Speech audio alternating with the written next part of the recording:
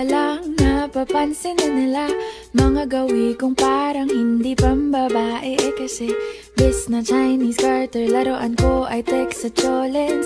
Tapos kajamin ko lagi noon mga sigang lalaki sa amin. Nung ako'y mag-high school ay napabarkada sa mga bay. Curious na babae na ang hanap din ay babae. Sa halip na makeup kit, bit-bit ko ay gitara. Tapos pormahan ko lagi ay long sleeves na t-shirt at faded na lonta. Pero nung makilala kita, nagbagong bigla ang aking timpla. Natutuwa ko na magpariban at mag-ahit ng kilay at least once a month. Hindi ko alam kung anong meron ka na sa akin ay nagpalambot ng bigla. Sinong mag-aakalang lalaki pala ang bibiyag sa tulad kong tigreng gala. Kahit ako'y titibok-tibok, puso ko ay titibok-tibok pa rin sa'yo. Isang halik mo lamang at ako ay tinatablan. At ang aking pagkababae ay nabubuhayan na para bang bulaklak na namumukadkad.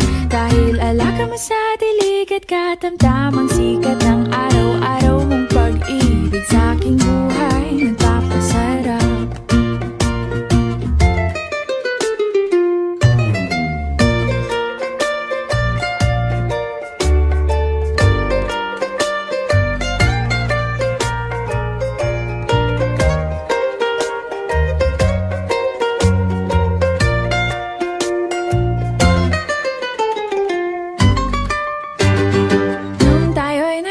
Ay saka ko lamang binigay ang matamis na oong 10 buwan mong trinabaho.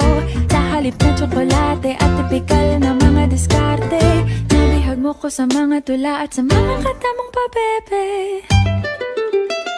Kaya nga noong makilala kita, alam ko na agad na mayroong himala. Natutuwa kong magtakong at napadalas ang pagsuot ng bestidang pula. Pero di mo naman inasam na ako ay magbagong tuluyan para patunayang walang matigas na tinapay sa mainit na kape ng iyong pagmamahal.